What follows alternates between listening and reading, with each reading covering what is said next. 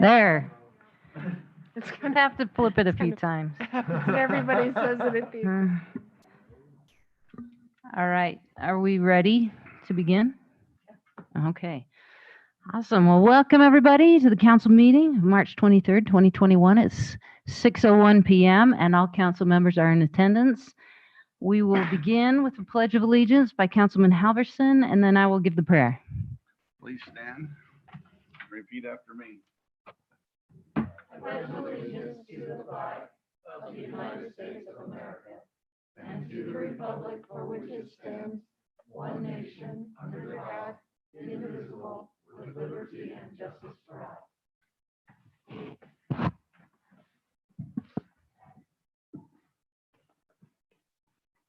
Dear Father, we're grateful for the opportunity to meet here tonight on behalf of South Weber City. We're so grateful for the opportunity we have to live here and to serve here. We're grateful for the good members of this community and the what they bring to the table, what they add to our community. And we pray that we will make the right decisions for all of the members of this community tonight, that we will have good discussions and that we might have thy spirit with us as we contemplate the different issues at hand. Father, we're grateful for all those who serve to protect us and pray that thou wilt bless them, our fire, our police, armed forces, and all those who sacrifice so much to keep us safe, and pray for their help and safety. We're grateful for all of our blessings and pray for thy spirit this evening in the name of thy Son, Jesus Christ. Amen. Amen.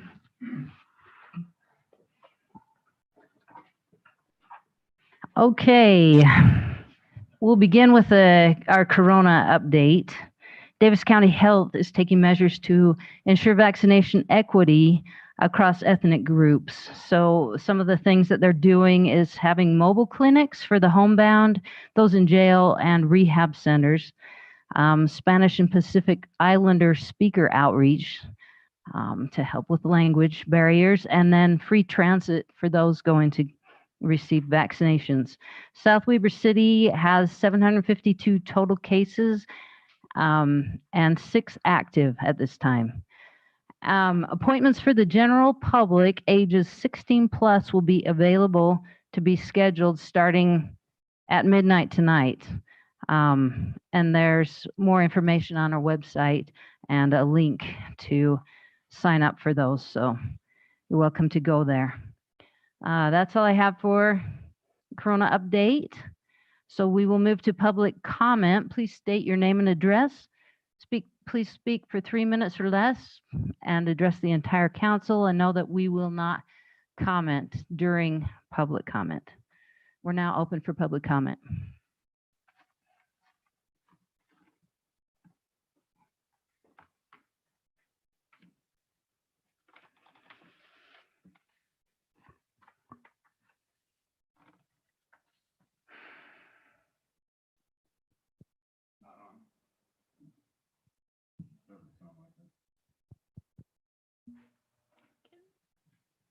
Plugged in. Oh, I got it on now. It has the little green light. Paul Sturm, 2527 Deer Run Drive. The reason for my comments tonight was that a lot of things happened after my previous comments regarding the Paul property. So I'd ask you to please reconsider the statement I made during the city council meeting of 9 March 21. A major concern has to do with the developer counting of the uses within the project area 2 or more times. With an R7 designation, that is the city's present maximum density for housing units, how can one propose not to exceed of 100 townhomes on the 11 acres when the northern portion is being proposed as commercial? That amount of land needs to be deducted from the overall acreage when computing the land area available for townhomes. The current sketch shows 74 townhomes, so why state a not to exceed of 100? How is an unbuildable area considered in this calculation? That's what I stated last week or 2 weeks ago. Also, please remember statements and concerns expressed by city council members during that 9 March 21 meeting. Councilman Windsor had the same concerns that I expressed. He stated that with the available buildable land, that is the property minus the unbuildable area and the commercial area, which leaves approximately 6 acres for the hometown homes. This equates to approximately a maximum of 42 townhomes. Now, I'm going off script a little bit because in going by the property today, I'm wondering why the developer calls that unbuildable area unbuildable. If you take a look at on Harrison Boulevard in South Ogden, below the water tanks, they're building on a hillside that's actually steeper than that one on the proposed property. So for them to declare it unbuildable, maybe just a cost factor and not a real factor. B, Councilman Halverson expressed his concerns, as he has several other times, that this is one of the few properties remaining in South Weber for commercial and commercial needs to be developed first and not as an afterthought. C, Councilwoman Alberts discussed her conversation with the developers regarding the number of townhomes proposed for this area, and that developer, Collins International / Sky Hazelhurst, ignored these concerns as expressed in his lower left-hand notes. Regarding the Sky Hazelhurst presentation, it totally ignored the city council person's concerns. He proposed 50 townhomes during phase 1 with only 1/3 of the commercial developed. Phase 2 was a repeat of the phase 1 verbiage. And phase 3 has the final third of the commercial development. First of all, 100 townhomes is tremendously excessive. It should only be 42. Secondly, we need to have the commercial develop more rapidly than the proposed 1/3, 1/3, 1/3. Once the townhomes are built, I do not see any penalty for not building the remaining commercial. Number 4, the final concern I have has more legal ramifications regarding other issues addressed above, namely, allowing all acreage in a development to be counted towards the number of housing units permitted would open Pandora's box with developers. By permitting one developer to count all acreage and not another, such as the Stevens property, which we've discussed in the past, would, as Jamie Blakesley stated during a training, create a position where South Weber City was being arbitrary and capricious and could open South Weber to a lawsuit. Thank you. Thank you, Paul.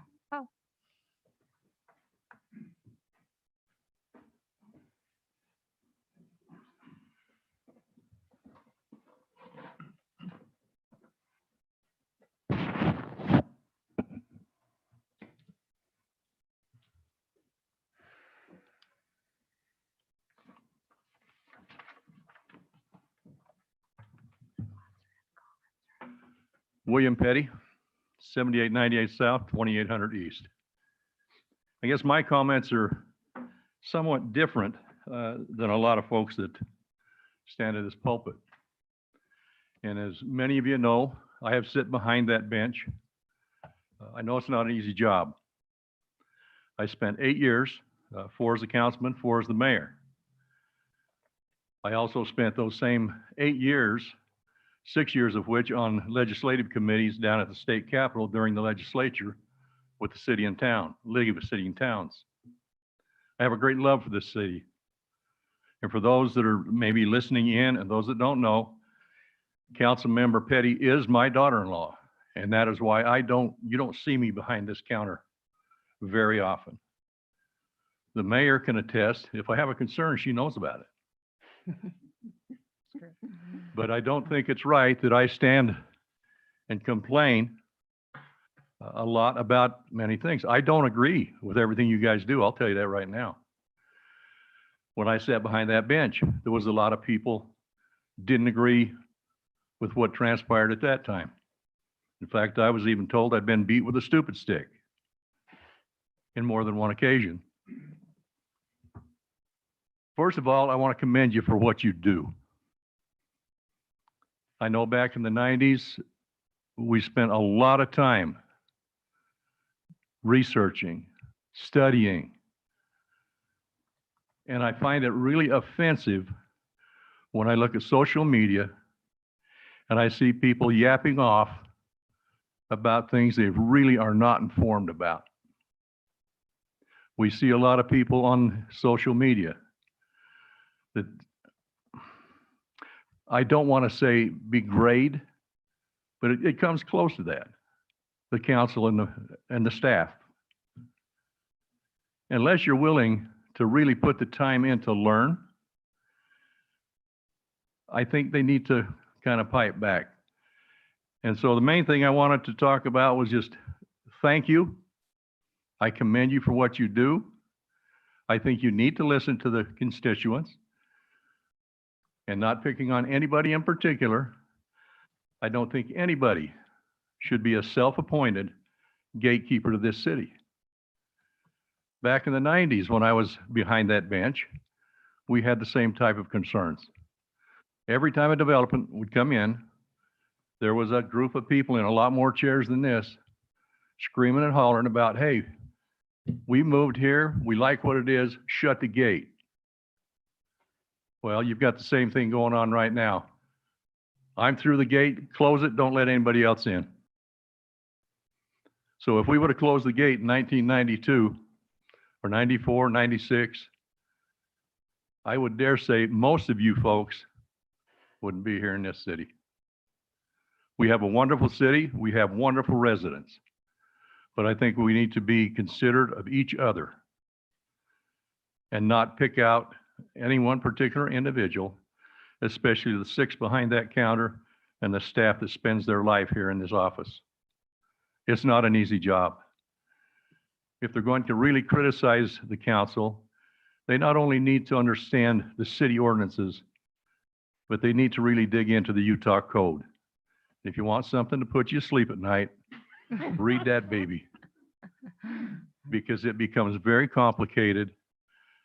Even today, I follow a lot of the legislation that goes on, and they just went out of my mind. Representative Miles, and all of our representatives, senators, representatives, they all heard from me this year, quite a few times. People need to be involved, they do, but not to the point of chastising the council, the mayor, the staff, because they're not getting their way. There again, not trying to pick on anybody, the Citizens United, it's a good group. They keep up on things. All of it's not true. They need to get their facts straight. That entire group, and I know a lot of them, don't necessarily agree with each other. That's less than 20% of our city. And I researched 3 or 4 of them that's on there. They don't even live in our city, which I find very interesting. But once again, I just wanted to say thank you for the job you do, for the hours that you put in, do the research, and you do what's in your heart.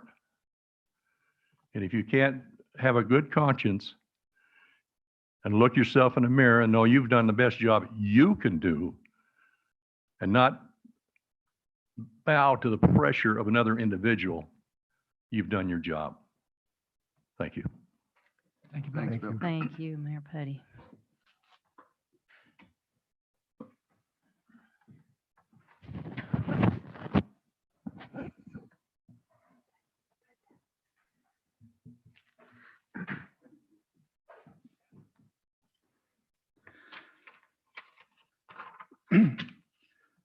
So this last week, Terry George, 7825 South, 2000 East, South Weaver, Utah.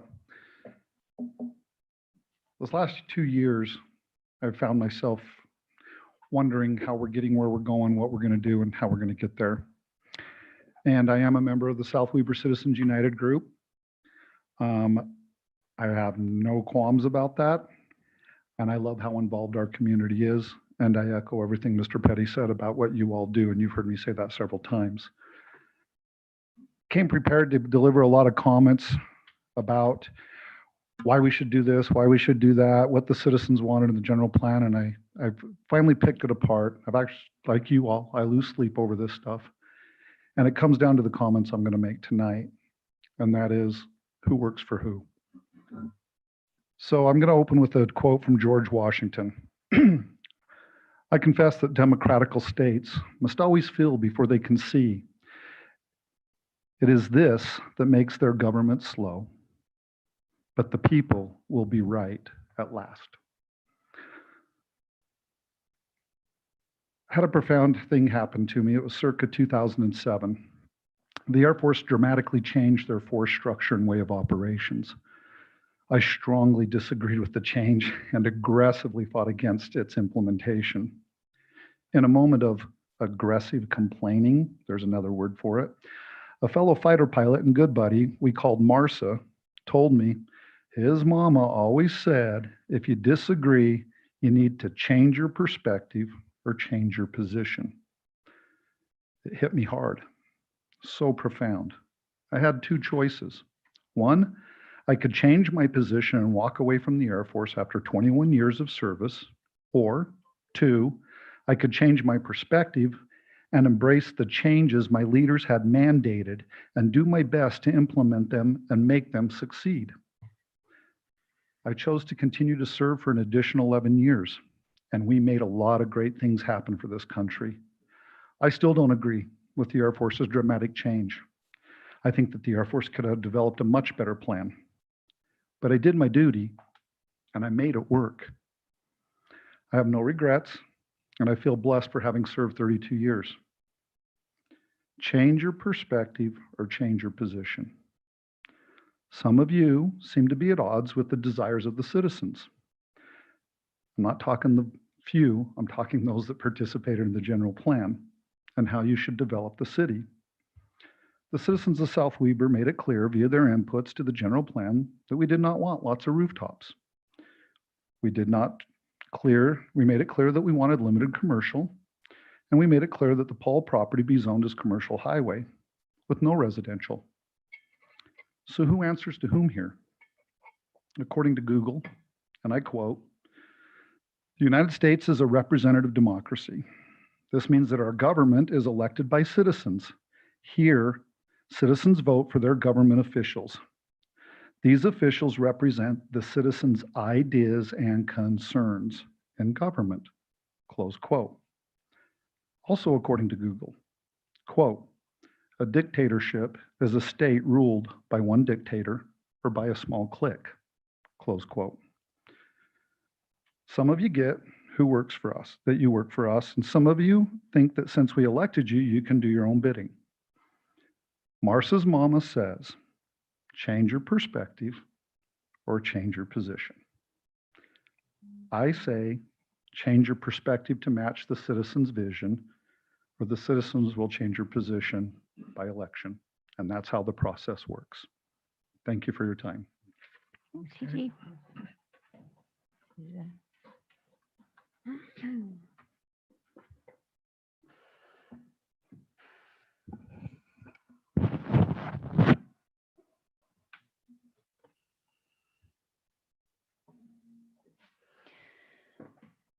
Is there any further public comment? We don't have any online, Dave, Lisa. Okay. Thank you to all of you who commented tonight. We appreciate. Mayor, may I make a comment? Yes, you may. I just want to address a couple things. First of all, Paul, I made a typo on Facebook, so please forgive me that in my error in rewriting that I put 100 when we all know we discussed 74. So please note that was an error. Nope. For everyone, I had no idea my father-in-law was coming, so anyone who thinks that I asked him to come and have daddy protect me, I didn't, but I appreciate him coming. I just wanted to take a couple minutes to clarify a couple things, as there have been some misrepresentations about a discussion that was held at our last city council meeting. First of all, unless you are renting an apartment or a basement in this city or living in a home that belongs to someone else, you are a property owner, and being a property owner gives you rights. A property owner of any undeveloped land has the right to request a rezone. That is their right. The request may be made by the property owner themselves or by someone else on their behalf. Second, during the general plan, we acknowledged a handful of parcels that would most benefit the city being zoned commercial, but that a development agreement could be presented to the city council for consideration so that we may have a more cohesive project on that parcel that might benefit the city. This process was approved by all of the planning commission and city council members when the general plan was adopted. A presentation was made at our last meeting. This was within the property owner's rights and followed the process of our general plan. No step of the process was missed. Nothing was signed. Nothing illegal transpired. I feel it is our duty as council members to hear out every proposal as it pertains to this specific process. Having a dialogue and discussion is how we evaluate every situation. There are many aspects to the development process, and listening to every side and considering every scenario is what I believe is the mark of a receptive council member. South Weber City is 4.6 square miles. That essentially makes us all neighbors. The discussion on our neighbor's property has many facets and has elicited many opinions. Our job as council is to determine what is best for our city as a whole. Just because your neighbor feels differently about a parcel doesn't make either of you wrong. And that extends to the council. We can each have a different opinion without being wrong. As this process unfolds, I would ask all residents and council members to remember that. And as my wise father would say, that's what makes America great. Thank you, Mayor. Thank you, Councilwoman Petty. Are there any other council members who would like to comment? I would, if that's okay.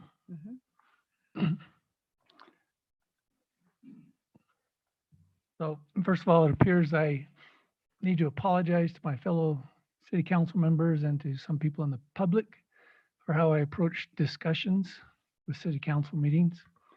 I come with an open mind, even though I might be leaning to a certain position. I feel that I can make a better informed decision if I can state and understand the pros and cons of each side. Thus, you may hear me say things that support one position or another. My stating a certain pro or con does not mean that it is my position. It is simply to provide information for the discussion. That is what I did during the Planning Commission discussion and what I did last time with the discussion about the possible residential amount on the Paul property.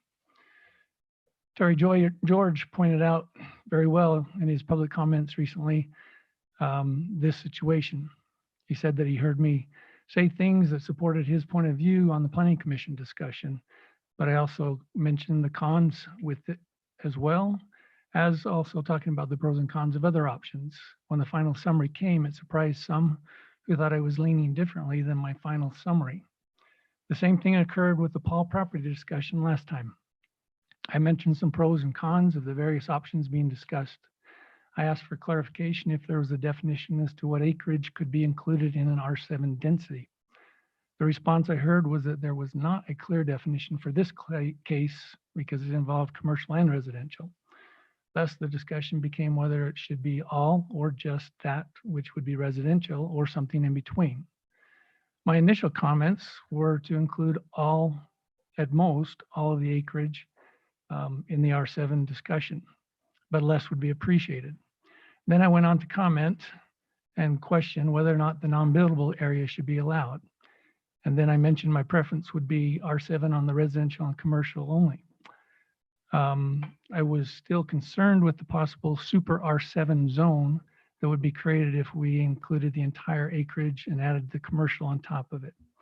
I was concerned with having all that potential traffic and safety issues with that many units on top of the added traffic of the commercial. However, when Councilwoman Petty summarized our discussion, she included me in agreeing that it could be that I also agreed it could be up to 75 units or counting all the acreage. And I had stated that during discussion, and I did not correct her because I still was not sure on where I wanted to be. However, I probably should have corrected and said that I was still uncertain.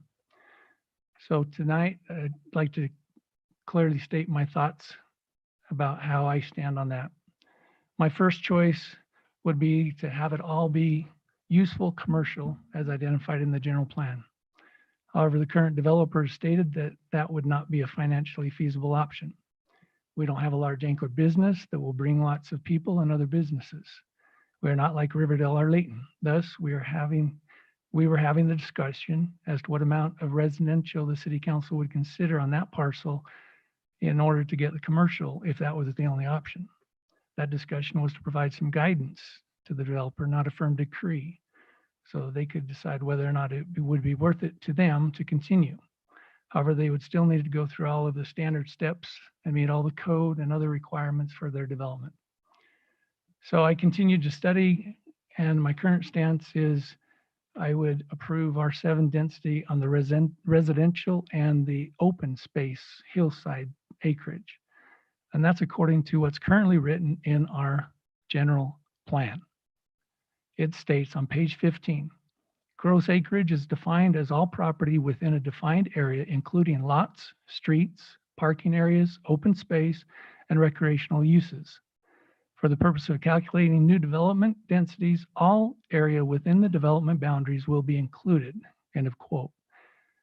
So per the proposal we were discussing last time, there were 3 different areas: commercial, residential, and open space, or the hillside, which was identified as unbuildable. So by the general plan definition, to me, the maximum number would be based off the total acreage of the residential and open space. We would not include the commercial, so that would be less than the 75.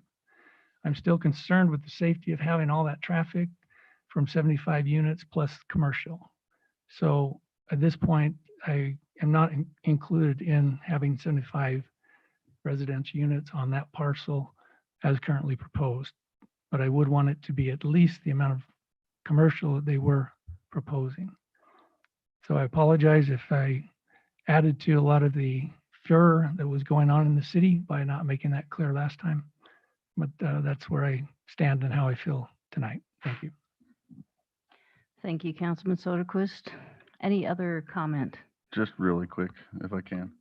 I was going to say a whole lot more, but I believe Angie and Quinn summed it up very well. So I just want to remind everybody that it was a discussion item. And I know where, I've talked to Quinn, I knew where that was coming from. And I think this council is going to review this development agreement again. We still need to go back as a committee and staff and decide on what these points are going to be in the development agreement. And I think it'll be more in line with what the public is wanting and what the rest of council is wanting. So it may not be what the developer is wanting, but we'll at least come back with something. So it was a discussion item. It's been laid out there that this was a vote. It was not a vote. It's something that we had just done. It was a discussion item and a starting point for the committee because we did not have a starting point. So we had to get somewhere, and that's what we were doing so everybody could see it. That's why it was in a public meeting. So anyway, that's all. I won't belabor it because we got more on this same issue later in new business. So I do. Thank you, Councilman Halverson, and thank you all of you for your comments. All right, this is exactly how the process should go with councils, and I commend all council members on their professionalism and all they do to serve on this council. Our next item is consent agenda, and this consists of February 23rd, 2021 minutes, the February check register, and the January budget to actual. Are there any comments or questions on the consent agenda? Do I have a motion to approve the consent? did we make the changes requested by Wayne? Have the changes been made? Okay.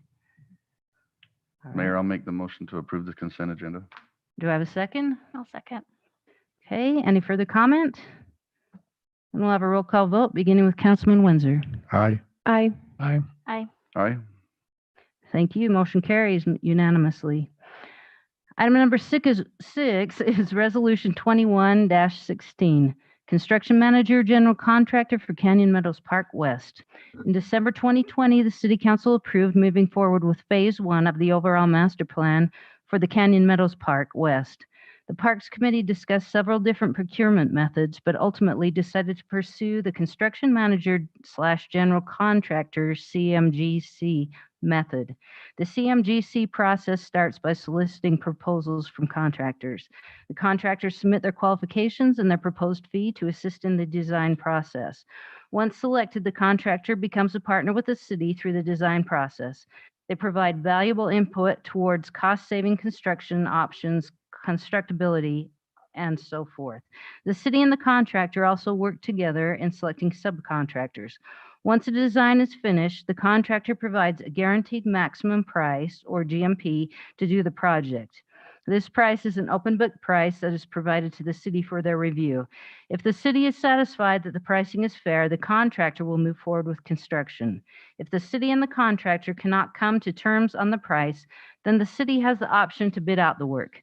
The committee agreed that the CMGC process would give the most flexibility and consequently provide the best opportunity to accomplish the greatest amount of work within the amount budgeted. The city sent out requests for proposals and received 5 from the following companies: Hogan and Associates Construction, Hughes General Contractors, Jardine Malaska Construction Services, Post Construction, and Staker and Parson Companies. The proposals were reviewed and scored by an evaluation committee consisting of Angie Petty, Quinn Soderquist, Wes Johnson, David Larson, Mark Larson, Curtis Brown, Brandon Jones, and I, according to the evaluation criteria given in the RFP. The scores were then compiled, and the committee met on March 15th to review the compiled proposal scores and discuss a recommendation. After scoring and discussion were complete, the committee unanimously decided to recommend award of the contract to Hogan and Associates Construction Incorporated. Are there comments or questions? Mayor, I just want to make a point that I have a conflict of interest and I will abstain from voting. I do work with all 4 of the 5 contractors. Okay, that's noted. Thank you, Councilman Halverson. Any other comments or questions? I just like to comment that I applaud the committee in selecting the CMGC process. I think it was very flexible, as mentioned, and a good use of that resource at this particular time. I would ask if the committee could, because the vote was so tight between the top 2, if they could elaborate as to the differentiation between the 2 that recommended Hogan over the second place. Do you want me to touch on that? I would love you to. So it was a really close evaluation, and thank you, Councilman Windsor, but we did reach out to some references, and although they were both really good, it was apparent that Hogan was the clear winner on that. And that with their lower cost overall, their percentage, is it on there? No, let me point out that the part of their proposals was requested to be kept confidential, which we allow. And so some of those percentages are not shared publicly, but that was part of the review process. Yeah, I'm not questioning the recommendation. I was just kind of curious what the differentiation was, and I appreciate the explanation. I have no more comments. Thank you, Councilman Windsor. Any other comments? I just have a question. I want to make sure I understand. So we will be paying him $12,000 to be the general contractor. He'll go and find out all the details of the park, the construction costs and all that, and come back with the maximum number that we can spend, or is this 12,000? Can someone help explain that to me a little bit? Sorry. That's just for the design service fee. Okay. They work through the design service, then they will get their subcontractors and bid out to 3 or more subcontractors in each category, bring all that back compiled, and then they will have a management fee on top of that at the end as well. And I'm sure that fee is in their proposal. Those are the fees they don't like out in the public because That's understandable. it gets it to move Okay, I just forward. wanted to make sure I understood that. Thank you. Did I miss something? No, I'd just like to add that one of the beauties and flexibility that has kind of been hinted at is that a lot of times when we design a project, we'll design it and then we just bid it out. And they say, okay, we can do it for this amount. But having the construction manager, general contractor there during the design process, when the design is put on paper, they can say, that will cost this amount. That will cost this amount. And you can adjust the design based on the budget a little bit more directly than just designing a project and then bidding it out and seeing what the price is for that. You can work a little bit more hand in hand. And so that's why the committee leaned this direction and wanted to proceed in the CMGC process, because it would allow for that kind of partnership with a construction manager, general contractor early in the process and help us keep our budget down or get more for the budgeted amount. It brings value into the process as you develop a program. Thank you very much. Good question. Any other questions? And do I have a motion to approve Resolution 21-16 CMGC for Canyon Meadows Park West to Hogan and Associates Construction Incorporated? Mary, make a motion, we approve Resolution 21-016, Construction Manager / General Contractor for Canyon Meadows Park West to Hogan and Associates. Second. Okay, thank you. Any further comment? All right, then we'll have a roll call vote beginning with Councilman Halverson. Abstain. Aye. Aye. Aye. Aye. And the motion carries four votes, 0 nays. Thank you. All right. Next item is Resolution 21-17 Vehicle Replacement Policy. Equipment and vehicles are an integral part of the day-to-day operations of the city. They are also a major operational expense. The city is currently developing a 10-year capital plan. This policy covers the equipment and vehicle portion of that plan. This policy establishes a long-term funding source for this expense and addresses the several challenges all cities face with these capital expenditures. This policy is designed to create a consistent year-to-year budget program with level payments that can be anticipated and planned for. So are there any questions or comments on the policy that was included in your packet? Okay, hearing none, do I have a motion to approve Resolution 21-17? Mayor, I'll make the motion to approve Resolution 2117. Do I have a second? Second. Okay. Councilman Soderquist, I heard first, so we'll take his. Any further comment? Okay, we'll have a roll call vote beginning with Councilman Windsor. Aye. Aye. Aye. Aye. Aye. And the motion carries unanimously. Thank you. Next on our agenda is reports. I will begin with new business, and I just have one item. I had a good discussion with Officer Mike Boyd this morning, and he provided me with some advice, and one of those things that he said would benefit the city is on 475 East to reduce the speed limit to 25 miles per hour. He said it's very difficult to enforce a residential zone at 30 miles per hour, and it would be beneficial to reduce that and paint speed limits on the roadway at both ends, and of course have signage to this effect. It would make their job easier, keeping the traffic speeds down. The other thing he said is they're having a difficult time with the parking in the winter hours with currently the 12 p.m. It goes from 10 p.m. to 12 p.m. 12 to 12.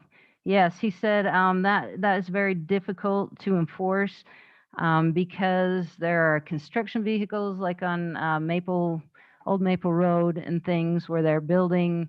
Construction vehicles need to park on the road, and they do that early, and it's hard for Davis County Sheriff's Office to enforce residential areas or residents that are doing this and not to enforce it with the construction workers, but the construction workers need a place to park. So his recommendation was to have it go until 7 or 8 a.m. in the morning. And he said also with, less snow in the last year or two, there's not as much of a concern with plows. But anyway, those were two of his recommendations. And so maybe take that to staff. Safety committee could discuss 475, of course, and Can I ask a question? yes, Does he recommend the same start time of, yes, the midnight? same start time, but So- yeah, is it midnight or 11 p.m.? I think it's at midnight. I midnight think. to 8 a.m. Yeah, Okay. 7 or 8 a.m. He said. Okay, thank you. So, yeah. All right. That's all I have. Does anyone else have new business? I would like to, Go ahead. Yes, Councilman Windsor. with the recent, sorry, we're not going to get the titles correct, but the president released another STEMI. And with that came some monies allocated to cities and towns and so forth. And I'm going to get the number wrong, but there's a sizable amount of money earmarked for South Weber City. Based on some information that the Utah League of Cities and Towns, Cameron Deal has shared upwards of about $800,000 in 2 different tranches that needs to be spent before, I think, the year 2024.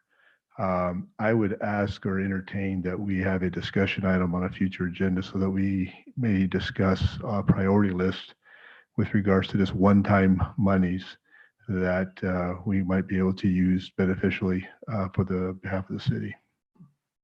Can we do that? Yes, let's. We've learned what Dave? the word tranche means. We've said it regularly now. That's impressive. He's It's a got new the one. pronunciation down now. I got it down now. So. Sorry, Angie. I just had to throw that out there. Yeah, I agree that that's a very valuable conversation. Would it be appropriate, or would the council entertain the idea of waiting until all of the guidelines and stuff comes out so that we have some more information on what exactly is eligible for that money and then bring that forward? Or is there a desire to talk about projects before we get that type of guidance? Do you know when that will be coming? No. It was a work in progress last time. Took about 6 months before we finally had certain things nailed down. I don't think it'll take that long this time. There were some specific instructions in the legislation itself, but typically there's guidelines that come out. I would anticipate, 6 to 8 weeks, but who really knows? How does the council feel? We want to. I would like to have the discussion, and then we can always scratch those things that after the prior apply, and it can shrink our list down. But I think it'd be healthy just to get the brain juices going as to what would be some applicable uses. I have some ideas. Okay, is the council I'm good with that. to do I can that? support that. Yes. All right, let's put it on an agenda then. Thank you. Thank you. Other new business? I have a few items if you don't mind. Mhm. I was contacted by a resident. I don't think it's a retention basin, the HOA property on the frontage road, the little triangle piece across from the church, is interested in teaching gardening classes. She has a bunch of residents that are in townhomes nearby that would really like to learn from her. And she is wondering if she would have the ability to use that property to garden. She'll kind of springboard the whole project and take care of it and everything. I just wasn't sure where to direct her as far as giving her that permission or where to discuss that with. What is our policy on that? Well, Do we have one? I just want to point out before we give an answer, we do lease out properties to other citizens for like $1. So, I mean, I think it needs to be considered. So, That's something as far as the specific property that probably should be run by Public Works. But I think it's totally appropriate to have the conversation and evaluate the request. All right. Should I send her to Mark Larson then? Is that, okay. Um, and then I tuned into a meeting today by the Walker Forum that talked about the drying of the Great Salt Lake, which was really interesting. I was on it for a couple hours. It was very interesting. It was. But I just wanted to relay that they had some things that municipalities could do that would help with our water saving conservation. One of those things would be something as simple as just changing our requirements in our zoning on houses requiring grass in the park strip, doing xeriscaping and encouraging that. And I was actually talking with Mark Larson earlier this week, who kind of mentioned our codes with that we want to be water conservative, but then our codes are actually kind of contrary to that. So I wasn't sure if that was something that could be brought up as far as a change in our code or a discussion in our code for residential properties. If that would go to code committee or if it would go to staff. Again, I'm just not sure the direction it should take. But also they had some great ideas as far as just getting more information out to the public. So I thought maybe it could be something we could take with PR as well to encourage for our citizens. Go ahead, Dave. My recommendation would be to let the code committee continue on the trajectory that they've got and let staff take on the idea of adding xeriscaping to code. We can do the research on what other cities are doing and bring back some options and discussion that way. That would be great. Okay. Is that good with you? Yeah, that's fantastic. Thank you.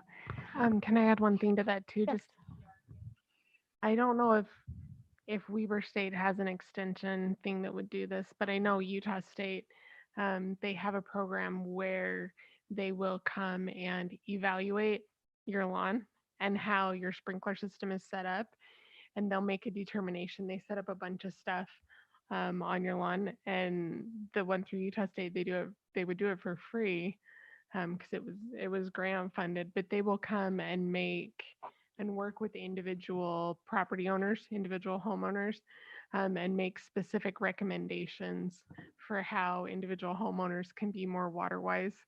So that may be something to look into to see if there's an opportunity through Weber State Extension or even through the Water Conservancy District. Yeah. Because that is something that I know a lot of people have found really beneficial. Because they'll even give you little things like better times of day to water. They'll look at this, like they can even get down and look at the soil conditions on your individual lot and maybe make a recommendation on a different type of grass even. Yeah, Weber Basin mentioned that they started doing meters that would allow the user to check their rates daily and see where they should be and where they are, and that measure alone dropped the water usage by 20%. So it was a significant savings for the public to be able to, it's something as simple as just knowledge, just letting them have that knowledge. But one thing that they mentioned that I thought was interesting is that we have more acreage in Utah for Kentucky bluegrass than we do for alfalfa. About 50% more acreage for Kentucky bluegrass than alfalfa. So we use one of the most needed grasses for water in the state, but we don't have a lot of water. So it was really interesting. And then just one final thing is I was signing into Planning Commission. They talked about the Hill Air Force Base compatible use plan. There is a meeting on March 31st at 6 p.m. that I wasn't sure if everybody was aware of that. So I just wanted to relay that. And that is all. Thank you. Yes, we need to put that out probably on social media. Or have we done that with the CUP for the public? Yeah, I've sent that information on. I don't know if it's been scheduled and just not gone out yet, but I'll double check that Okay. information gets out. All right, thank you. Mayor, I have just one quick unrelated item. So I was contacted by a couple of residents about the traffic on 89 and our off ramp here northbound. with people flipping U-turns. So the sheriff was there this afternoon. He was there for almost 2 hours, actually, I noticed. But there are individuals, and I watched 2 people within a minute flip on the off-ramp right as soon as the concrete allowed to go right back on to 89. So if we can encourage more sheriff's presence around that 2 to 4 p.m. Timeframe to help with that. Also, talking about putting a no U-turn sign, we discussed that. I don't know if that's possible. Or perhaps converting both of those lanes to left turn lanes and allowing both lanes to turn left. I don't know if there's any way to do that because we still have oncoming traffic that heads eastbound, but it was a thought that maybe we could do to help alleviate some of that congestion. So how would we even entertain that idea, the 2 left turn lanes? Is that a UDOT question? Yeah, that's a UDOT question. So we'd have to approach them about that idea and see how they'd respond. We have approached UDOT before about the no U-turn and have been shut down repeatedly. Okay, so perhaps when we do our traffic study on South Weaver Drive, we could just include that as an option when we ask them to do that. Yeah, potentially. Okay. Never hurts to ask, so, Yeah, okay, we'll have that conversation with UDOT. okay, thank you. Anybody else before I go? Councilman I Howard? do. Okay. So the first item will be brief, and I'll try to keep it all brief for Quinn's sake so he can get to his son stuff. Haley and I met with Old Maple Farms. One of the residents over there requested a meeting, and I'm sure they timed it just exactly right for when soccer practice was, because it was on Old Maple Road. It was a solid stream of traffic. And so there's a few things we want to bring back, and we want to schedule a public safety committee meeting on it. And so I know it's kind of a public safety comment, but we want to talk about an update on the signs. I know they've been on order for quite some time now. Do we have an update on the signs? We anticipate them coming soon, but yeah, we're just waiting. When we ordered them, they said it was 6 weeks out, and we're approaching that timeline. So Okay. All right. And then we want to discuss some other things with speed and possible speed bumps and a few other things, and maybe even painting the speed limit. I know we already had budgeted for the digital sign. We had, I don't know, maybe 5 or 6 residents there, Haley. And they all live right there on that road and then on those About corners. 25 kids. And probably. about 25 kids, and it was mayhem. And I can see where their concern is. It really was. Most people only stopped because they saw us standing there on the lawn. Mhm. So it was an education. It was good for them to reach out and for us to get the opportunity to see it. So that was my one item. The other item is, and Dave actually asked me to report on it when we had a meeting with the developers, the real estate, I don't know what you would call PCC, the real estate manager of the Stevens property. It's a meeting I really wish the whole council could have been to. I was there, the mayor was there, we had staff there, and Mike Medina kind of led the meeting. He was the developer, kind of with the intent to bring the grocery store. And I think most people understand, I think on council anyway, but for the public's sake, he relayed that after the grocery store study, the grocery store, and it was approximately 33,000 square foot grocery store, which is not a big grocery store.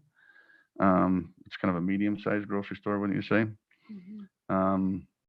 They a 36,000 square feet store, similar to kind of the small Kent's in Plain City.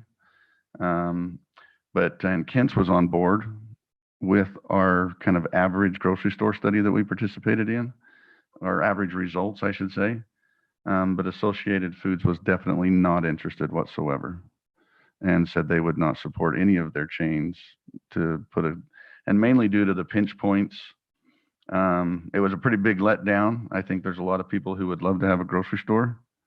They had commitments from an Ace Hardware, a credit union, all sorts of different things that would support. It would have been 100% commercial development. It would have made it a pretty simple process. And so it kind of we were there for about 10 minutes and he said, so we're out. We're not doing it. If we can't get the grocery store, we don't have an anchor, we're out. And so Dave wisely backed him up and said, well, let's brainstorm a little bit then. Since you don't have a dog in this fight, let's figure out what can South Weber put there or put on other pieces of property. And they referred to the grocery store as the anchor. And this is the part that kind of changed my opinion a little bit, because I am about putting the commercial on those pieces of property that we have in our city. But he said, he kept referring to this grocery store as an anchor. They don't make the money on the anchor, but they're making money on the high rent people all around the anchor. Said even the grocery store just doesn't make a lot of money for the person who owns that and is leasing it to Kent's. It's the Ace Hardware, the credit union, the restaurant. I mean, they were talking restaurants. They were talking, a small C-store.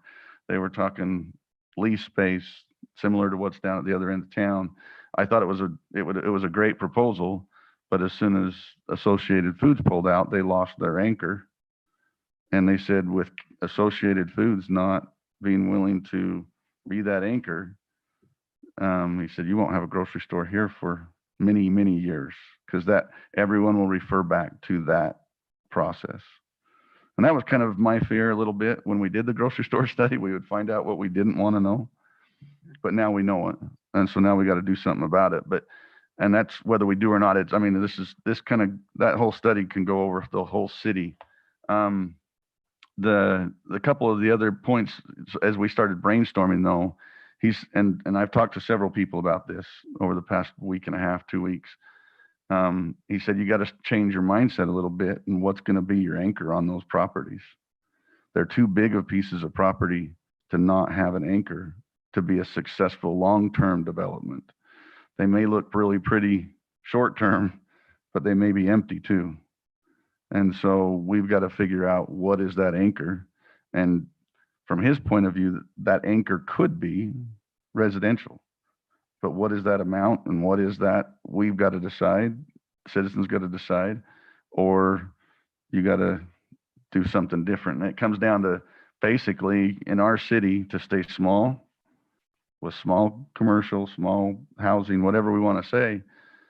I mean, those are big pieces of property. We either have to let them parcel them out and develop them slowly over the next 25 years, or if you want to plan development, he says you got to figure out what that anchor is.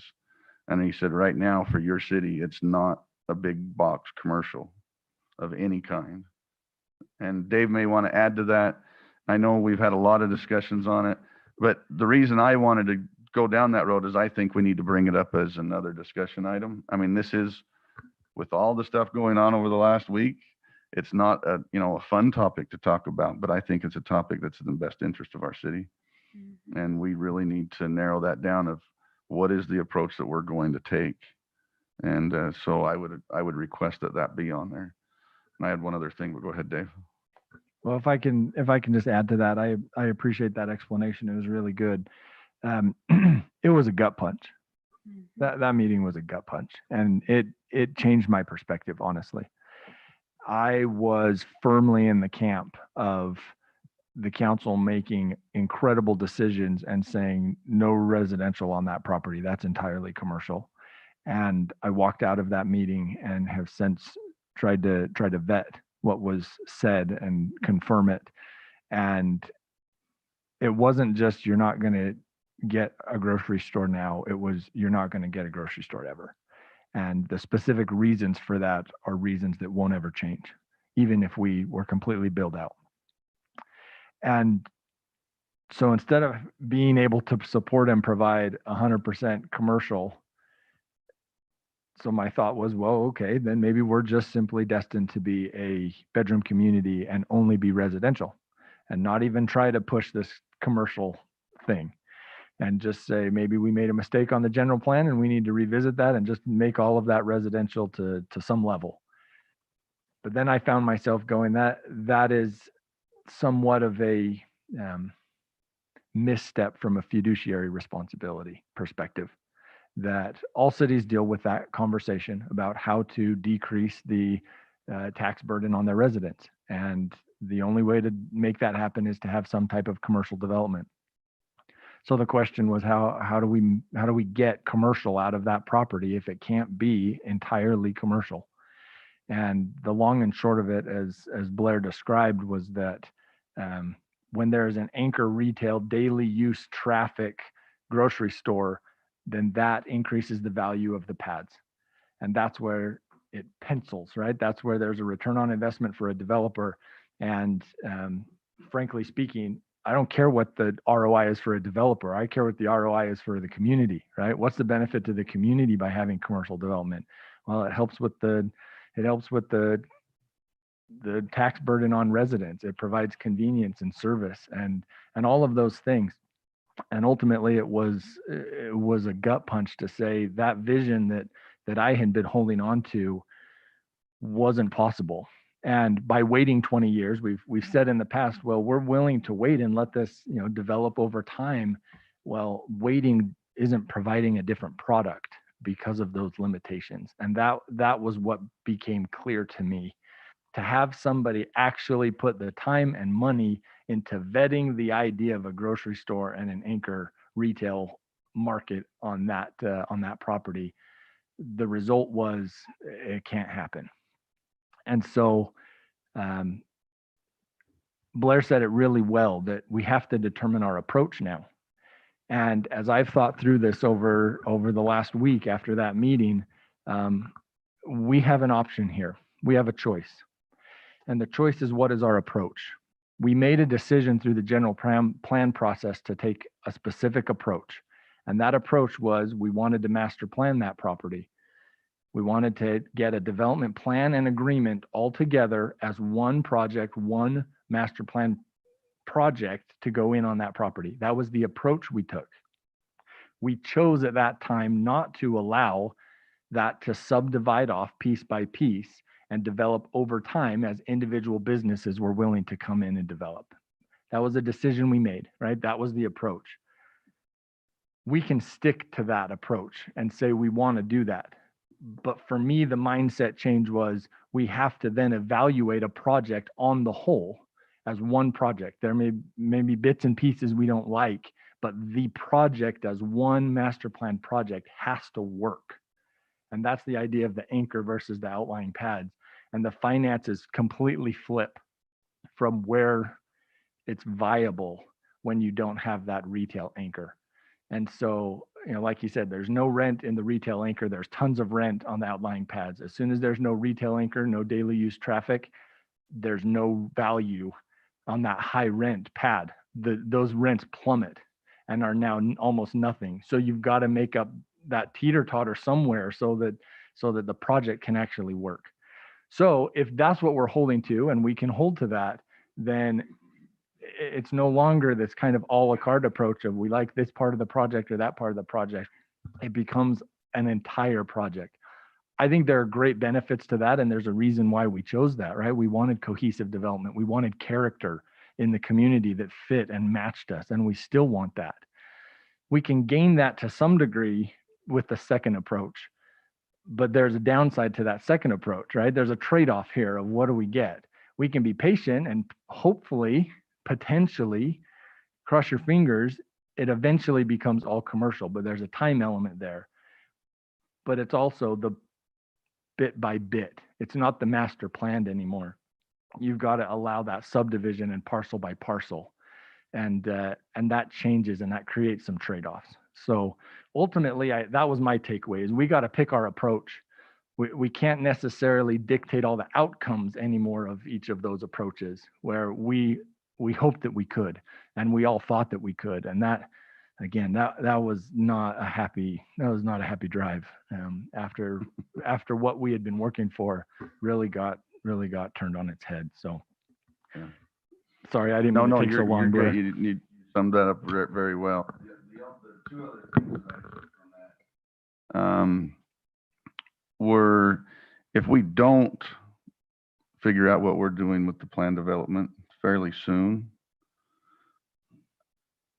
property owners have the right, whether we like it or not, They can go quick claim deed 2 acres to somebody and it's now 2 parcels. We can't tell them no. They're going to go record that at the county.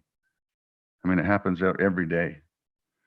And we're going to end up, it's going to get subdivided somehow. I mean, you have those property owners are at the age that they want it sold. And you can see it. And you can see it they're pressuring the real estate guys. It's going to happen. It's whether we want it to be parceled and pieced over time, or whether we want to figure out the development agreement and all of us weigh in on that. So my suggestion is that we bring it back as a development agreement. Everybody will have till the 13th or whatever to talk about it, or if we want whatever meeting we want to do it in. I think it needs to be fairly soon. It will help on our other discussion as well. But the last item really quick though, and it's a request I have of the code committee, because I left that meeting because it was brought up 5 or 6 times. They could put a truck stop there tomorrow if the owner would go sign the deal. And we would lose that battle every day of the week in a court. Because it's future land. I mean, it just is. And they're willing to pay. The owner's just holding off. And so are the real estate guys, because they know we don't want it. They know it's going to be a fight. But they get their asking price and the property's gone. And they have that letter out there. So you can comment on it. Oh, I was going to reserve my comment for my committee report, but I was going to happy to report that the code committee has actually got to a point where we are going to, staff's going to present an update to the commercial highway zone to the planning commission and for public hearing in April. That'll bring itself back to here. So we are looking to update that zone That would now. be awesome. You know, my fear is I could just see in 2 weeks, all of a sudden we have an application for the development in here and we're stuck. And it makes me nervous when you have signs on a piece of property. So thank you. I appreciate that. Thank you. Okay. Any questions on that meeting though? Okay. Just want to add my comment. It was devastating. Their message was awful. And yes, we do need to rethink it. And so can we put that on a next? I know we've got a lot on our next. April 13th is definitely stepping up to be an exciting meeting and lots going on that. I think we will be having that conversation essentially because the development agreement for the Paul property, right, in draft form, as requested by the city council, would come forward for the council to discuss. Right now, the Jamie, right, glad he's here, he's putting pen to paper on that and putting the language in there. And then the committee will have the first chance to redirect that. And then the council will get the chance to look at that before the developer. They've asked a couple times where we're at on that. And I reminded them that the council's request and decision in the last meeting in that discussion was that the council wanted to review it. In my mind, what we've essentially done is we've asked the entire council to be the committee, right? Instead of having just a couple members work on the development agreement, the council wants to look at that and make decisions there on general parameters. And so we'll have that conversation to some degree about that specific item. It relates to the Paul property, but I know, we're all aware that conversations are very similar in this regard on both properties. And so we want to make sure that we're not arbitrary and capricious. Thanks for bringing up that phrase. That's the last thing we want to do. And we want to apply our code rather than create code and be arbitrary. So what you will see in the development agreement that comes forward as a draft is that we are going to rely on our city code. We are not going to create new city code in this. We are going to point to existing city code, and you will see that come forward when it does. So as soon as that's ready, we'll get it before the committee to let them take that first crack at it, since that was initially how we established the process. And then we will have it go to the entire committee there, or the entire council on the 13th to review that. I will say, just kind of piggybacking on that, I know there have been questions about the process and how this works and why is the council involved versus other types of developments. I drafted a document. Hopefully we'll be able to get ready to send out to the public so everybody can see this. I put it on the dais there for you all to look at. This is outlining the specific development process as it relates to these two crosshatch areas. And Lisa's going to pull it up. This is in draft form. So the reason I bring it forward to you is so that you can look at it and ask any questions or say, hey, what about this or what about that before we finalize it and make sure that everybody knows. But you'll notice there's two sides to this document. One is the step-by-step process, and the other breaks it down by the individual components of the proposal. Right now, we're still on step one, right? We're still at the concept level. Typically, when a developer comes in and provides a concept plan, they come to staff and say, here's my idea, right? Sometimes it's literally on a piece of napkin or something like that, right? It's here's my concept. How does that fit within the city's general plan and other planning documents? Just that high level review. And we provide some direction, and then they will go and they will put pen to paper and actually put a level of planning in that we call a sketch plan.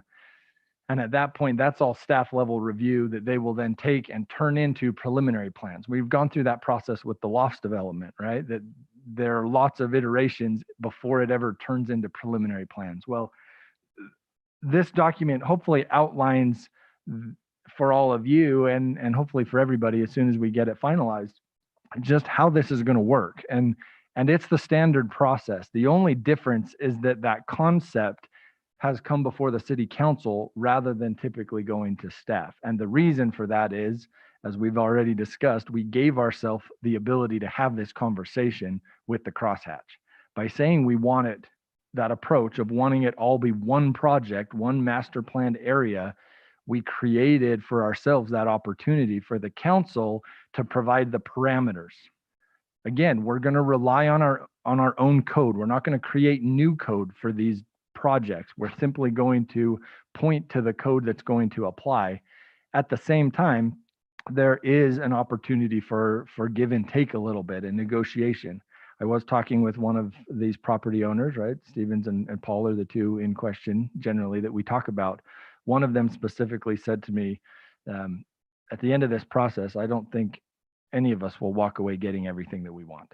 And I thought that was pretty wise in the idea that that's the definition of compromise, right? But I also thought that it was astute, right? That they feel like they're giving on certain things. Not that we have to give, right? We get to make that line in the sand wherever we want.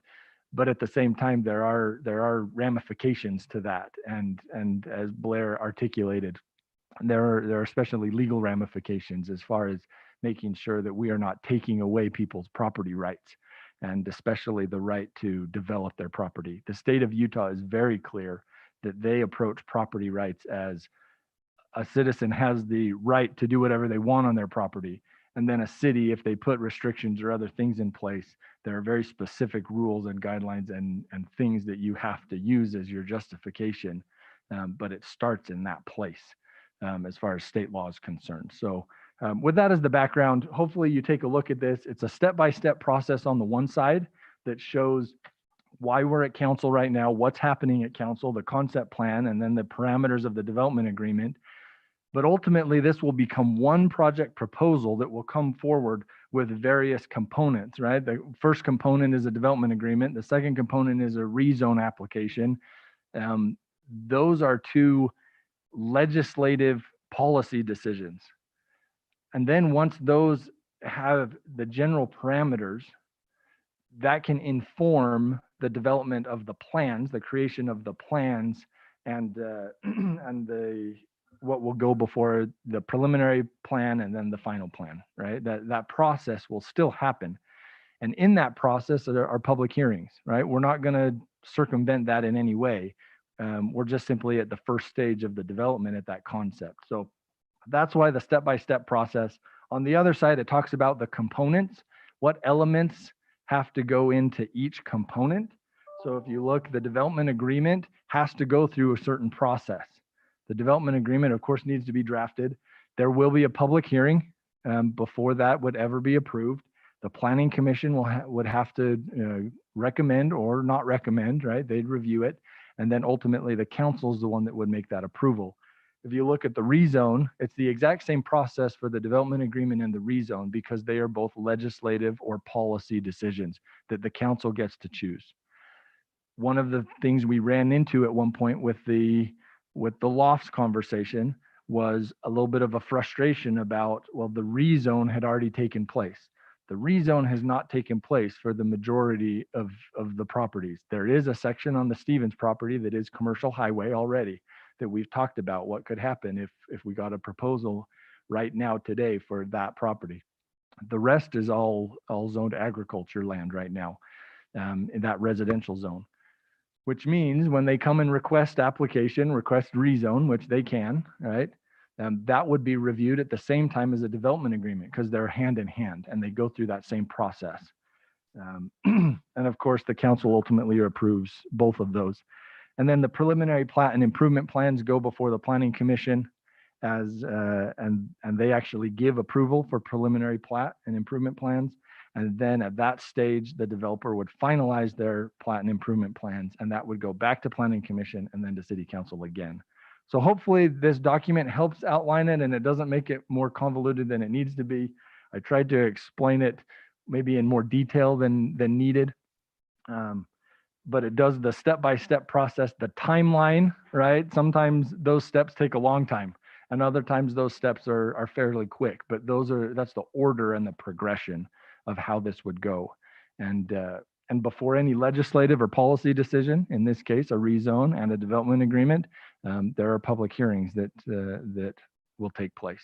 So questions or concerns about this general outline of the process that we're following? I have a couple, if that's okay. You bet. So regarding the rezone, and I think this is one thing where the public is latching onto, and so you have a rezone request from going from commercial to a type of residential mixed with commercial if the proposal stays the same.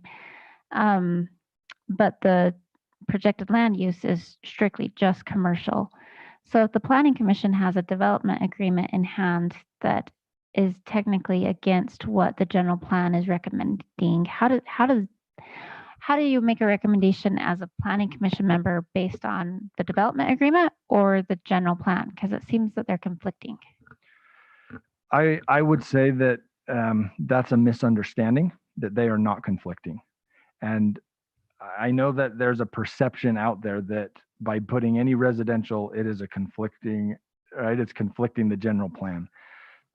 Again, that goes to the approach we talked about. And it also goes to the idea that that's a policy decision, right? That's a legislative policy decision of what the zoning is on land.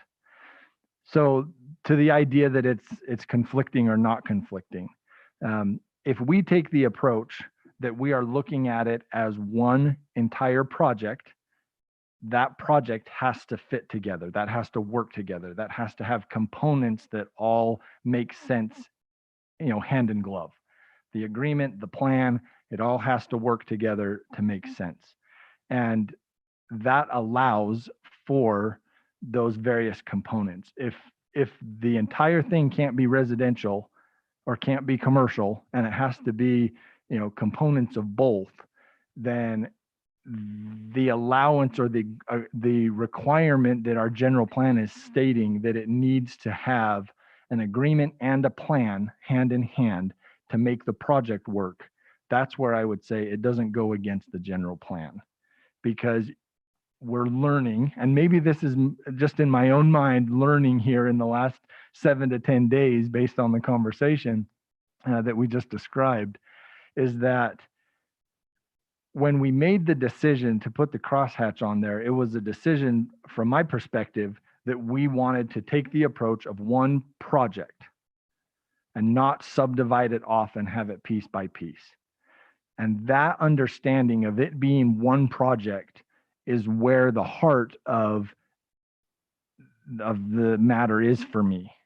That it has to work together. We can't just a la carte it and say, well, we like this component, we don't like that component, we like this component, therefore give us these three things, but take that one away. If the developer says that can't be done, well, then that's the conversation that's taking place, and we have to treat it as one project. So I get the idea that we started with, we want it to be entirely commercial. I think what we're learning is that in order to get commercial on that property, it's either one cohesive project that has to have something that makes it work, or it's we're going to allow it over time. And so that's perhaps an amendment to the general plan. It's perhaps a conversation about what that looks like, because ultimately we have every right as a city to proceed and consider the proposal that's come forward and the request that's come forward. We've talked about this before as far as the general plan goes. The general plan is our guiding document, but it's not ironclad to the point where you can't consider what is the right components that make a project work. And so that's a nuance. I know that that's a nuance. And I know that a lot of work went into the general plan and a lot of thought went into the general plan. And I don't want to discount that in any way, right? There's been a lot of consideration about what is right for this city. And I think every single one of us sitting in this room is a champion for the city, not a champion for an individual project, right? We want to do what's right for the city. And so that to me is maybe a long-winded answer to, it doesn't go against the general plan in the idea that we picked an approach in the general plan. If we want to just stick to use and say use is what we cared about, not character, not cohesiveness, and what we really wanted was use, well, then we need to have that conversation and change that approach. Does it mean we got to actually change the document of the general plan? Not necessarily, but we absolutely could go through that process if the council wanted to. Okay, thank you. I feel like, being a part of the mixed use committee, this does kind of surprise me a little bit. I mean, in the mixed use committee, we specifically discussed adding a residential component, and the discussion was a matter of, well, it makes it hard to know what to put on this much property if we don't know. I mean, we sat and we tried to talk about, well, what would we like there? And it was really difficult. Like, well, I don't know. And so the intention was, well, if a mixed use proposal comes that has a residential component mixed with commercial comes forward, we could entertain it, but we also could just walk and say no and walk away. And when we went to finalize that general plan, I do feel like there was still some questions on what those cross hatch marks meant. And I feel like that's part of why we have a public that feels confused and upset right now, is because in their mind, there was no residential being mixed with commercial. And even in our general plan narrative, there is no mention of making a parcel partly residential or commercial. So that is where we're seeing a lot of pushback saying we're not following the general plan anymore. And I think it's a matter of, in the eye of the beholder, of how you understand that process. But I will say, as a council member who is highly involved in the general plan, both as a public member and as a city council member, and as a member of the mixed use committee that recommended this hatchmark plan, that the intent was good, but I feel like the process is confusing. So I do feel that is that is in part on us for not being a little more clear with how this process goes, and would like to be able to clarify that in regards to these hash mark areas potentially having a residential component in some degree. And I'm not sure if there should be a little bit better process, and maybe this is the time to talk about it and we can talk about it in our next meeting, but I think that we could maybe simplify and clarify this process a little bit more for both staff, developers, planning commission, because planning commission is confused too, and city council. I should say members of planning commission, not the entire thing. I did have just one other question regarding the zoning. If we have an R7 zone that's based off 100% of the parcel, so 70 units, 75 units, but we only put it on 6 acres, is that still considered an R7 zone, or is it now considered an R10? Because you have a lot more, you don't have 7 units spaced on 10 acres, you have it spaced on 6 acres. Sure, it's still considered R7. If you look into our residential zoning allows for variation quite a bit, actually, in every single one of our residential zones. We have the density amount that we keep talking about, for patio, the 4 units an acre. But if you looked at the minimum lot size is not the same. It's not 1-to-1 of 4 units an acre. We're not trying to cookie cutter and make every lot the exact same size. So it actually allows for this idea of perhaps a little bit more dense area or a little bit less dense area on the project whole. This is an extreme example, and I don't want to misquote the code, so I'm not going to try exactly what the code is, but the example is in the agriculture zone. If you look at that, we talk quite a bit about it being essentially 1 unit per acre. An acre is approximately 45,000 square feet. So in theory, if it lined up 1-to-1, you'd look at our code and go minimum lot size, 45,000 square feet. And the density is allowed at 1 unit an acre. Okay, so that means all the lots are about one acre. In actuality, you look at our minimum lot size, it's not 45,000 square feet, it's less than that. I think it's 12,000 square feet or thereabouts, which means if you had 2 acres, you could get 2 lots, but it doesn't mean they're both 1 acre. One could be 12,000 square feet and the other one could be, what is that? Almost 80,000 square feet, but it still is the 2 units per acre. So this idea of not having that flexibility to have more dense areas of a development versus it all being uniform, that's not how our code writes, and that's not how most city codes write. It allows for that type of thing. Even in some of our zones, we have what's called a density bonus, right? The idea is that you can get a little bit more than what that density describes in code if the city gets certain benefits. There are certain things that the city gets that's a quality of life enhancement or whatever, right? It could be lots of things.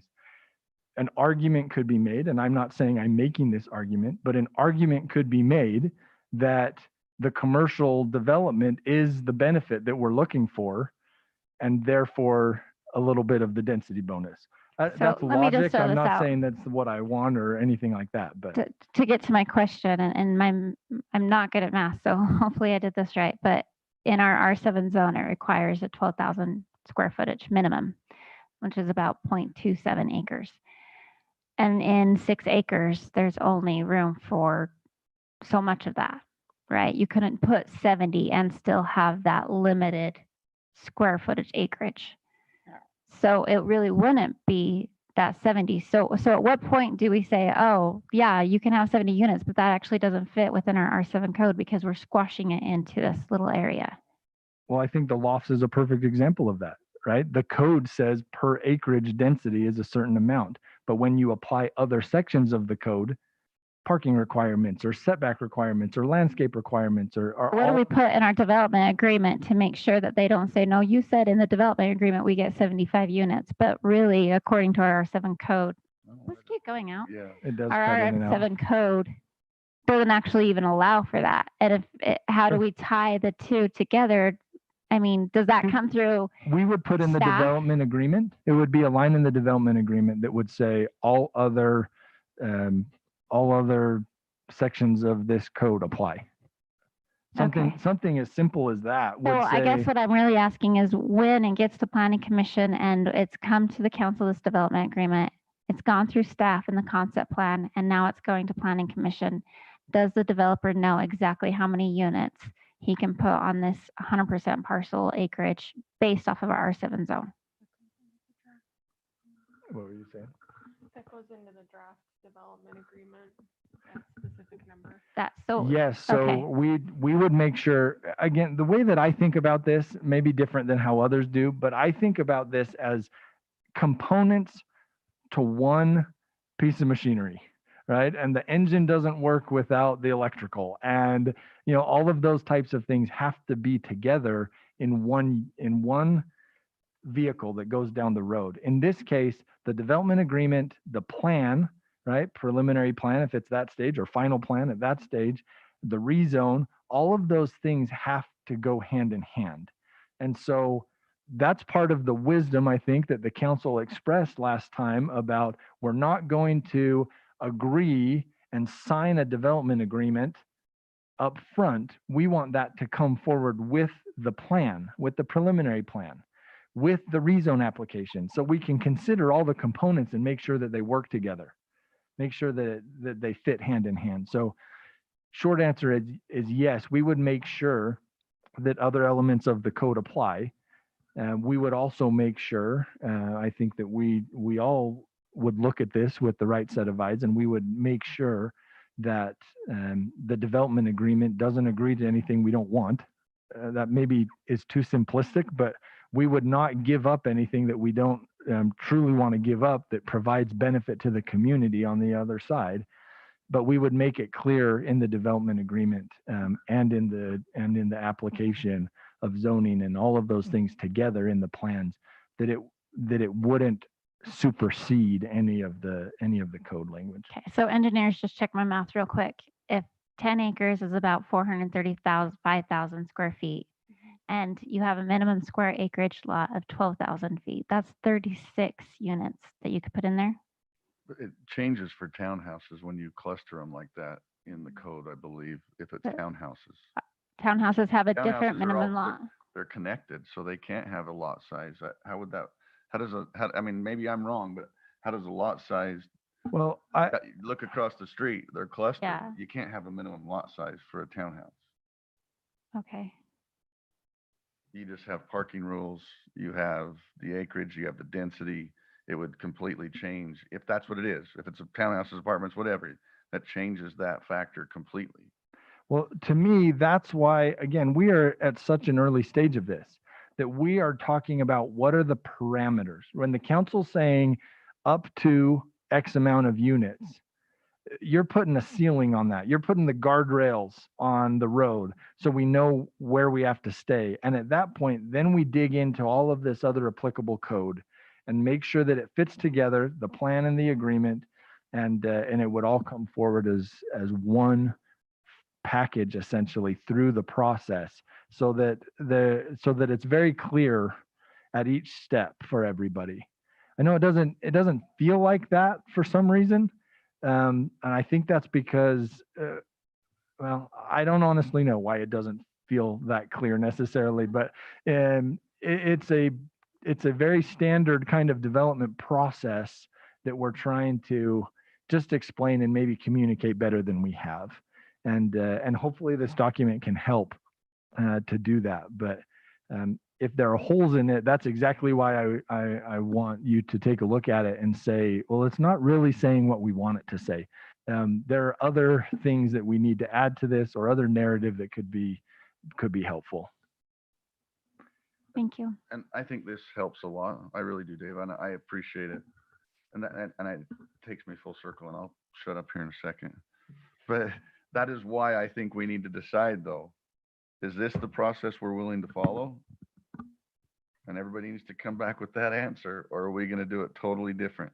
Because if we're not willing to do that, it's going to take there isn't black and white, it's gray. And we have to be willing as a council to stick our neck out there and do it, and what we think is right, and not be silent about it, or let it develop in parcels over the next 20 years. But that's a decision we have to make. Because it's not black and white, but it is a process.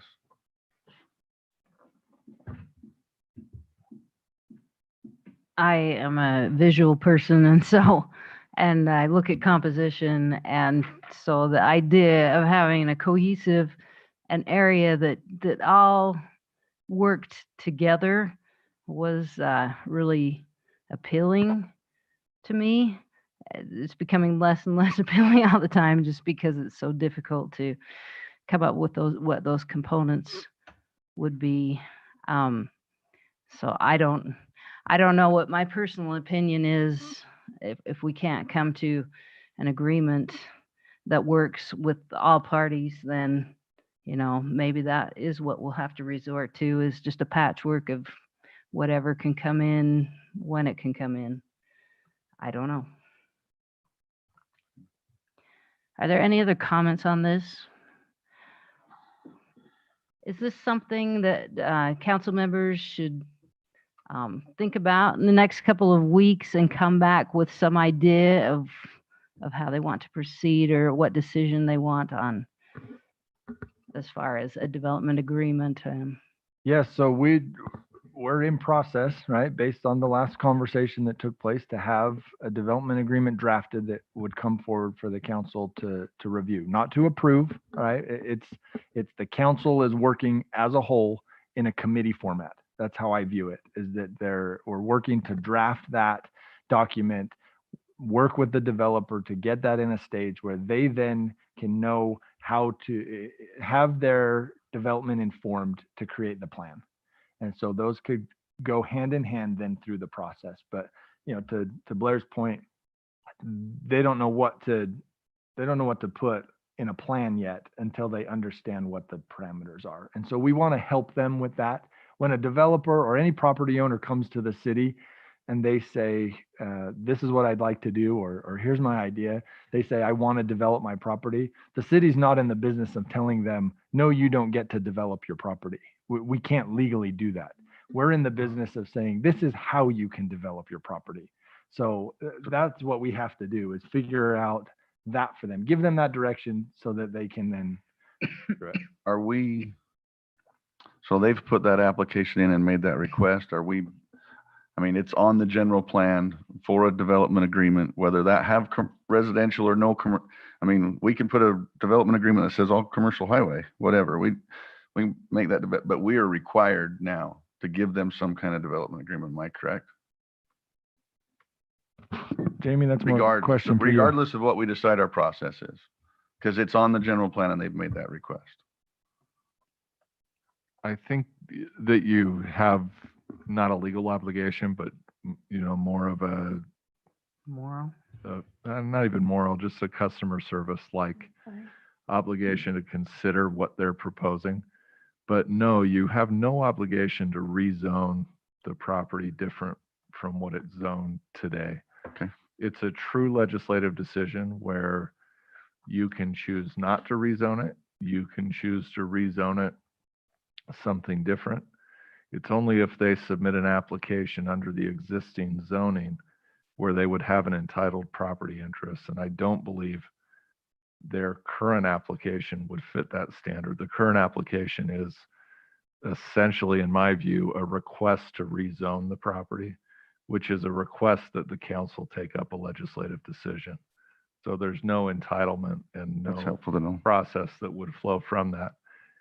It wouldn't be my recommendation generally to make zoning decisions by a development agreement. I understand there are some unique characteristics to this property and to how the hash mark was done on the general plan that may make that the best instrument given the circumstances. But I would invite you to think of it as this is a legislative decision where you have broad discretion to make whatever policy choices you think are best for the city. If I may add to that, you'll notice on the component side, there's a development agreement and a rezone, right? It's not one and the same. We're not rezoning by development agreement. Both actions would have to take place, and an agreement would have to be met and or approved, and a rezone would have to be approved. They're very similar. You'll notice the process is the same, right? They both require public hearing at Planning Commission. They both would go through Planning Commission recommendation and council approval. They'd probably come forward in the same meetings even, but they are two separate actions. Thank you. Okay, there's a lot of food for thought, council members, in the next couple of weeks. So, are there any other comments before we move on? Okay, this is new business, and reports have kind of overlapped each other. And so I don't have anything else to report, but we'll ask other members. Councilman Windsor? The Municipal Utilities Committee is trying to make contact with another private entity on fiber. It was brought to our attention by a member of the community that there's multiple private companies out there providing fiber options. I think West Haven actually has two developing within their city. So we were trying to get some additional information. Following that discussion, we are preparing as a committee a summary of our findings, our discussion. We'll put a draft together. I'm heading up that aspect of it. The committee will review the draft. We'll make some changes, and then the committee would like to present that findings memo to the city council in a public meeting, so that the public will understand what we think is the best option for the city moving forward, and then we can take the appropriate steps. I've already given you a report on the code committee, so hopefully that's a better report, good news aspect, but things are starting to roll forward. The planning commission did consider the definitions. They took a whole 7 minutes to review what we took 9 months. So we must have hit the mark. A really good job. We did do. We must have did a really good job given the.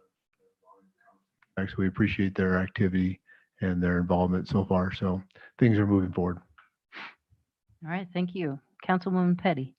Thank you, Mayor. I just want to report that the Youth City Council will be hosting our Easter egg hunt on Monday, the 29th at Canyon Meadows Park, 6 p.m. sharp.